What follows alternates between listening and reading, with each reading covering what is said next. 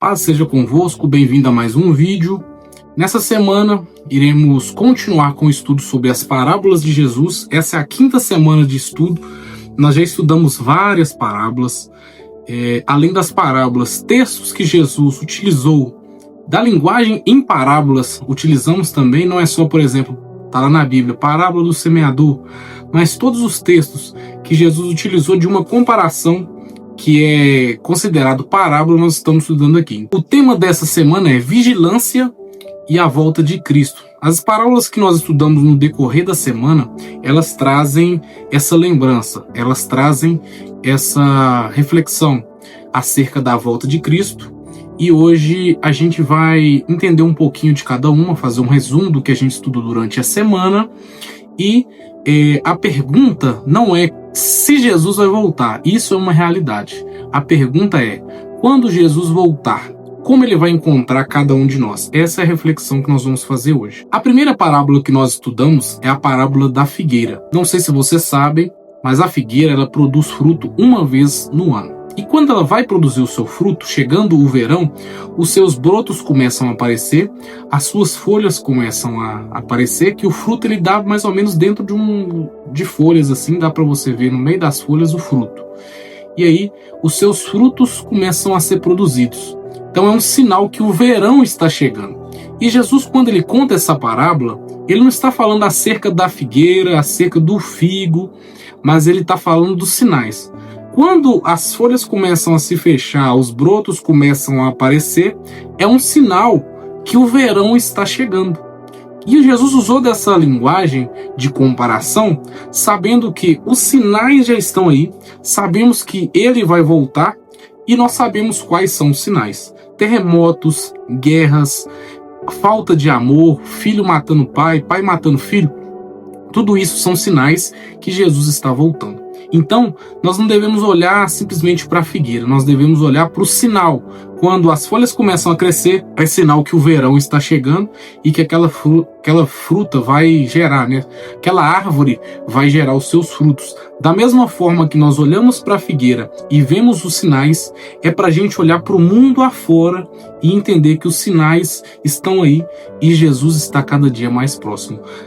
Vocês podem ver guerras acontecendo no mundo inteiro, conflitos, o amor das pessoas está esfriando.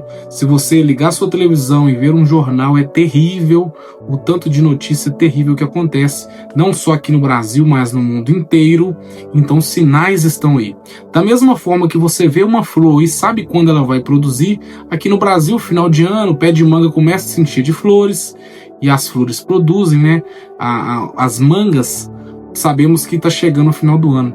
Lá no Oriente Médio, quando a figueira começa a encher de folhas, é porque o figo vai nascer e está chegando o verão. Da mesma forma, os sinais estão aí. Jesus Cristo está voltando. A segunda parábola que nós estudamos foi falando acerca dos dias de Noé. Quando Noé recebeu da parte de Deus uma mensagem falando que iria chover, que o mundo iria acabar e que toda a humanidade seria destruída através da chuva, ninguém deu muita ideia para Noé, não. E ele ficou construindo aquela embarcação e tal. E a Bíblia diz que todos casavam-se, todos davam em casamento, o pessoal vivia a sua vida normalmente, comiam, bebiam e tal, até que chegou o dia da chuva. Aí já era tarde demais. Da mesma forma que foi nos dias de Noé, as pessoas hoje elas não estão nem aí para a volta de Cristo. As pessoas estão vivendo a sua vida normal, estão pecando, estão vivendo, construindo patrimônio, estão fazendo tudo e esquecem que Jesus está voltando. Assim como nos dias de Noé, nós devemos estar preparados para a volta do nosso Senhor. Não se distraia com as coisas deste mundo. Não se distraia com o pecado. Não se distraia com nada. Foque os seus olhos em Cristo. Porque, como eu falei, os sinais estão aí e Jesus está voltando. Então fique atento aos sinais. Fique atento a tudo que está acontecendo. Porque a palavra de Deus já disse e nós estamos esperando a volta do nosso Mestre. A volta de Jesus. Então, não esteja desapercebido, não esteja distraído, não esteja como nos dias de Noé. Aguarde para agora a volta do Senhor. E isso, gente, não tô falando pra vocês que não é pra vocês ter casa, não é pra vocês casar, não tô falando disso, eu estou falando do foco verdadeiramente. Nós temos família, nós temos igreja, nós temos trabalho, nós temos a nossa vida cotidiana, mas nada disso aqui importa mais do que pregar o evangelho, anunciar o evangelho e aguardar o retorno do mestre. A terceira parábola que nós estudamos foi do servo infiel. Essa parábola, ela nos traz um questionamento, né? O que você está fazendo enquanto espera o mestre? Essa parábola dos dois servos fala de um servo fiel e de um servo infiel. Um dono de uma casa, ele deixou a responsabilidade de tudo sobre um servo. E aí Jesus faz a comparação de dois tipos de servo. Imagine esse homem que tem a sua residência, e nessa residência tem ali pessoas que trabalham para ele, e ele deixou sobre um servo seu a autoridade de conduzir tudo ali até que ele volte. E aí, no primeiro exemplo, um servo, ele foi mal, ele não quis saber, ele falou assim, o meu mestre está demorando a voltar, eu vou fazer judiações com os meus conservos aqui, eu vou bater neles, eu vou usar da minha autoridade para fazer o mal porque o meu senhor está demorando. E o outro servo não, ele cuidou de tudo como se fosse dele, honrando o seu mestre, pensando o seguinte, meu mestre vai voltar a qualquer momento, e quando ele voltar, ele quer encontrar tudo da maneira que ele deixou, ou até melhor. Então tem que cuidar de tudo direitinho aqui, eu não vou usar de maldade, até porque a casa não é minha. Então Jesus, ele utiliza desses dois exemplos de dois tipos de pessoa. E aí eu quero te fazer uma pergunta, que tipo de servo que você tem sido? Porque ele deixou sobre você alguns talentos, alguma autoridade, algumas coisas para você fazer. E aí a pergunta é o seguinte, você está preocupado se o mestre vai voltar rápido e tem feito tudo certo? Ou você está assim, não, o dono da casa está demorando, eu vou maltratar meus amigos aqui, não vou pagar o salário deles, vou deixar com fome, esse talento que eu ganhei aqui, eu vou deixar esse negócio para lá, e eu não quero saber. Então uma reflexão para nós. Como que nós estamos esperando? O que você está fazendo enquanto você espera o dono da casa? Enquanto você espera o nosso Senhor Jesus voltar? Certo que ele vai voltar.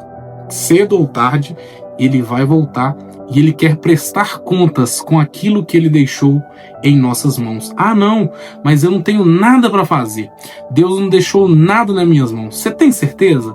Se você tem família, se você tem uma esposa, se você tem um marido, essa responsabilidade Deus deixou sobre você. Não, eu sou a esposa. A sua casa, os seus filhos, o seu marido, Deus colocou isso aí sobre a sua vida. Você, maridão, a sua família é responsabilidade sua também. Você que tem que ir lá trabalhar, cuidar deles, porque é o maior ministério que Deus colocou na sua mão. Se você exerce algo na comunidade de fé, na igreja que você congrega, você executa qualquer coisa, você é do louvor, você é um professor, se você é líder de célula, se você é instrumentista, enfim, Deus colocou em suas mãos para você executar. Eu sou zelador da igreja, então faça com a maior força que você tiver, dê o seu melhor, porque quando Jesus voltar, nós iremos prestar conta de tudo que ele deixou nas nossas mãos. A quarta parábola que nós estudamos é a parábola das 10 virgens. Como eu falei no decorrer da semana, essa é uma das parábolas mais conhecidas da Bíblia, e ela conta a história de 5 mulheres, 5 virgens que eram prudentes e 5 virgens que eram imprudentes, chamadas também de loucas. Todas elas estavam esperando o noivo para entrar numa festa. Lá no Oriente Médio, especialmente em Israel, o que acontece? O noivo e a noiva, quando eles estão em um lance matrimonial, é o seguinte, acontece o noivado e eles ficam um tempo sem se ver. E quando chega o momento do casamento, eles vão se reencontrar. E aí é o seguinte, a noiva fica aguardando o noivo vir ao encontro dela. E aí o noivo vem com seus amigos, acontece aquela festa no meio da rua, todos vêm acompanhado dele, música e tal, e assim, pau quebra e tal, até que chega o momento de encontrar com a noiva. Aqui no Ocidente é um pouco diferente, né? Quando a gente chega na igreja, todo mundo espera a noiva chegar. Aí quando a noiva chega, ficamos de pé, tem aquele procedimento, naquela marcha bonita, e tal. Lá no Oriente Médio é um pouco diferente. A noiva espera para o noivo encontrar com ela. Então imagine esse cenário, 10 virgens estavam esperando para encontrar com o noivo, não é que as 10 iriam casar com o noivo, não, mas assim, o noivo ia chegar e eles iriam entrar na festa. E geralmente as meninas também que estavam solteiras aproveitavam ali para procurar uns amigos do noivo para casar também e tal. Era mais ou menos por aí. Todas estavam esperando o noivo para entrar na festa. Todas estavam esperando o noivo para entrar nas bodas. Só que teve um detalhe interessante. Todas estavam com lâmpadas, mas nem todas levavam azeite. Todas estavam com lâmpadas, mas nem todas levaram azeite o suficiente, caso o noivo demorasse um pouco a mais. O que aconteceu? 5 levaram só um tiquinho de azeite, e o azeite foi acabando, acabou. Aí ela assim, não, arruma para nós também um tiquinho do seu azeite, porque aí nós vamos usar dos seus. E as que estavam preparadas foi o seguinte, ó, não vou arrumar do meu não, porque senão vai ficar eu e você sem. Corre lá e dá um jeito de encontrar azeite antes que o noivo chegue. O que aconteceu? Foram buscar o azeite e aí o noivo chegou, já era tarde demais, a porta da festa estava fechada e aí não tinha como mais entrar. Trazendo para um lado espiritual, muitas vezes na Bíblia o azeite é considerado a presença de Deus na vida da pessoa. E aí eu quero te fazer uma pergunta. Tem a presença de Deus na sua vida aí? Ou você vai tentar deixar para o último momento para você buscar a presença do Senhor? Se você deixar para o último momento, talvez vai ser tarde demais. Quando a porta fechar, não adianta mais bater. Quando a porta fechar, não adianta mais querer entrar, porque a porta vai estar selada. E aí, o noivo vai dizer o seguinte, apartai-vos de mim, porque eu não vos conheço. Então, se você tem a oportunidade hoje de buscar a presença do Senhor, se você tem a oportunidade hoje de buscar o azeite, faça isso. E guarde azeite, guarde a presença do Senhor, guarde o azeite dentro de você, guarde isso, porque mesmo se o Senhor demorar um pouquinho aos nossos olhos, você vai ter azeite guardado e você vai conseguir aguentar um pouco mais, você vai conseguir aguardar um pouco mais até o dia que o noivo vai buscar a igreja e aí nós entraremos com ele para as bodas do Cordeiro. Então, aguarde um pouquinho mais. Busque a presença do Senhor um pouquinho mais, porque nós entraremos com Ele lá no paraíso e vai ser maravilhoso. A quinta parábola que nós estudamos é a do julgamento dos bodes e das ovelhas. Essa parábola ela é um pouco complexa, ela traz um sentido escatológico um pouco complexo demais e eu não quero me ater a esse detalhe. Certo é que quando houve dentro dessa parábola a separação entre bodes e ovelhas, Jesus ele falou o seguinte, aqueles que tiveram misericórdia dos pequeninos, ajudaram os órfãos, ajudaram as viúvas, esses são considerados ovelhas, e quem não ajudou é considerado bodes. Como eu falei, eu não quero me ater aqui à justificativa de quem é bode, de quem é ovelha, mas certo é o seguinte, Jesus ele exige que nós tenhamos misericórdia do outro. Jesus exige que nós tenhamos bondade para com o outro. Aquele que cuida dos demais servos, aquele que cuida dos demais irmãos, foi considerado ovelha dentro dessa parábola. Aquele que não fez isso foi considerado bode. E aí eu te pergunto uma coisa. A gente faz as coisas para a gente ser salvo? A gente faz boas ações? A gente trata o próximo bem para conseguir uma vaguinha no céu? Você tem esse pensamento no seu dia a dia? Eu quero te dar um direcionamento de como deve ser. A questão é o seguinte, Jesus já me salvou. Jesus morreu na cruz por mim, eu aceitei a Jesus como meu salvador e eu sou um servo. Então, por causa disso, por causa da graça que está sobre mim, eu quero estender essa graça às outras pessoas também. Eu quero anunciar o evangelho a outras pessoas também. Por isso que eu trato o meu próximo bem, porque eu sou salvo e eu também quero ver essa pessoa salva. Eu não vou fazer boas ações para conseguir um lugar no céu, até porque obras não salvam ninguém, as minhas boas ações não salvam a minha pessoa, porém, como eu já estou alcançado pela graça, eu devo transmitir isso adiante também. E a última parábola que nós estudamos nessa semana é a parábola de um juiz iníquo e de uma mulher, uma viúva persistente. Nessa história, existia um juiz que ele não era uma pessoa muito justa, não. É uma ironia, né? Porque juiz, certo é que ele fosse justo. Porém, nesse contexto dessa parábola que Jesus contou, ele era um camarada que era uma pessoa injusta. E tinha uma mulher viúva que ficava insistentemente pedindo para que ele fizesse justiça pela causa dela. E ela insistia, insistia, e o juiz correndo dela, até que chegou um momento que ele falou assim: ô mulherzinha, entre aspas, tá? Ô mulherzinha chata, eu vou ajudar essa mulher aí, eu não tô aguentando mais não, o que você tá precisando? Ela insistiu tanto até que conseguiu alcançar a misericórdia daquele juiz. E aí abre-se um parêntese. Não é que o nosso Deus é como aquele juiz injusto, mas essa parábola traz uma lição muito importante para nós. Se uma pessoa que é injusta, como aquele juiz, aquela mulher insistindo até ele, ela alcançou misericórdia, quem dirá o nosso Deus que ele é misericordioso quando nós persistirmos em oração? Se você está precisando de algo, persista em oração. Se a sua casa precisa de um milagre, se você precisa de uma cura, se o seu casamento não está legal, se a sua família está desestruturada, persista em oração. Porque se uma mulher viúva conseguiu alcançar misericórdia diante de um juiz injusto, quem dirá você diante do nosso Deus, que é rico em misericórdia? Então fica essa mensagem através dessa parábola. Insista em oração. Não desista da sua família. Não desista do seu filho. Não desista do seu casamento. Não desista do seu esposo, da sua esposa, do seu pai, da sua mãe, seja quem for. Não desista da sua cura. Jesus é misericordioso e ele vai atender às suas orações. Então esse é mais ou menos um pano de fundo de cada parábola que nós estudamos durante a semana, e agora eu quero fazer uma recapitulação de cada uma delas aqui e das lições que cada uma delas traz para nós, beleza? Vamos lá. Primeira lição é que nós temos que discernir. Parábola da figueira. Discernir o que, Douglas? Discernir os sinais. Sabendo que Jesus está voltando, nós vamos ver os sinais que estão acontecendo, sabendo que está chegando o momento que Jesus vai buscar a sua igreja. Então, primeiro, discernir.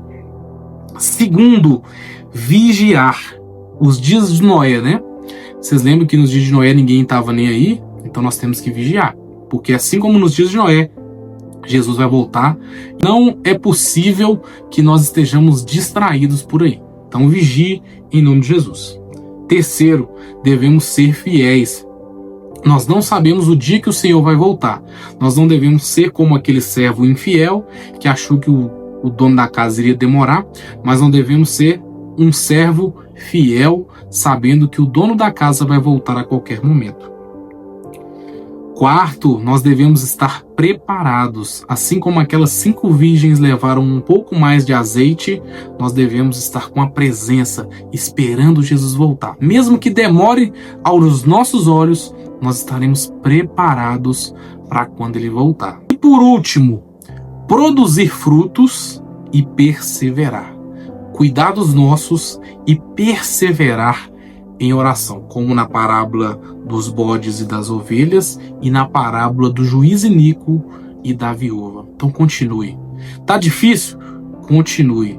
Só é premiado quem chega até o final da corrida. Se você correu, chegou faltando 100 metros, você não conseguiu alcançar a linha de chegada, você não vai receber medalha.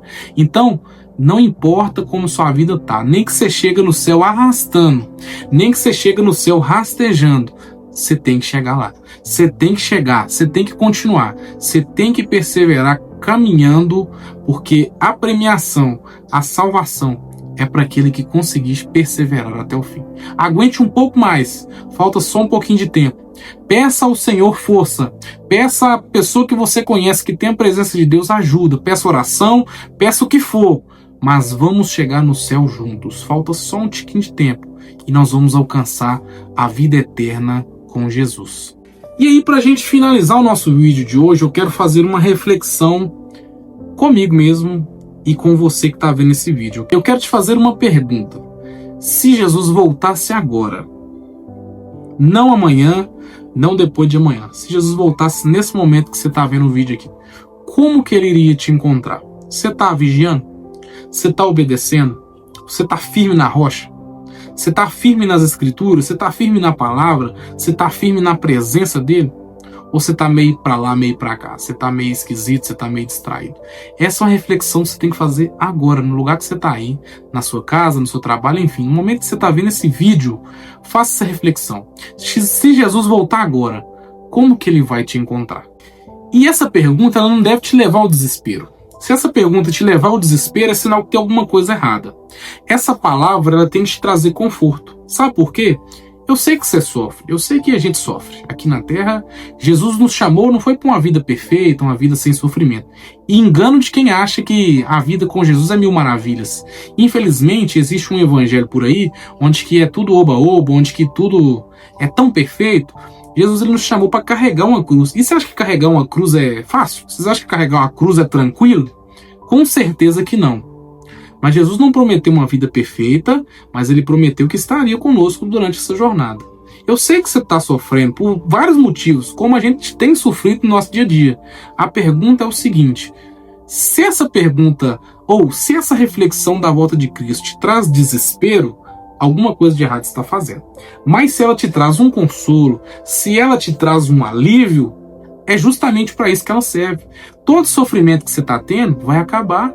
Todo choro que você tem vai acabar. Enfermidade, não sei se está passando por alguma enfermidade, vai acabar, meu amigo. Existe um céu preparado para nós que não vai ter choro, não vai ter dor, não vai ter enfermidade, não vai ter boleto para você pagar. Só que você tem que perseverar até o fim, até o final. Aguente mais um pouquinho. Essa palavra é uma palavra de conforto que eu trago para nós. Não é de desespero, não. Não é de medo também, não. Se Jesus prometeu que está fazendo a morada para nós, ele prometeu que ele é o caminho, sabemos que ele é o caminho e nós estamos nele, desesperar para quê? Se eu morrer aqui agora, amém, meu filho, tô chegando no céu tranquilo. Se eu não morrer agora, mas ficar aqui pro arrebatamento, tá bom também. O viver para mim é Cristo, o morrer para mim é lucro. Se você está em Cristo, você tem que ter essa certeza. A vida, ela é ótima com Jesus, mas se nós morremos em Cristo também, é melhor ainda. Acabou todo o sofrimento e é só glória eternamente. Então, para a gente terminar esse vídeo com chave de ouro, quero deixar alguns conselhos para vocês. Jesus está voltando, não sabemos quando, por isso, vigie, permaneça fiel, não pare de orar, produza frutos e aguarde a volta do nosso rei. Ele está voltando e não vai demorar não. Que Deus continue abençoando a vida de vocês. Compartilhe esse vídeo com algum amigo que você gosta para ver essa mensagem. Convide-o para estudar as Escrituras juntamente conosco. Que Deus continue abençoando a vida de vocês. A paz do Senhor e até a próxima.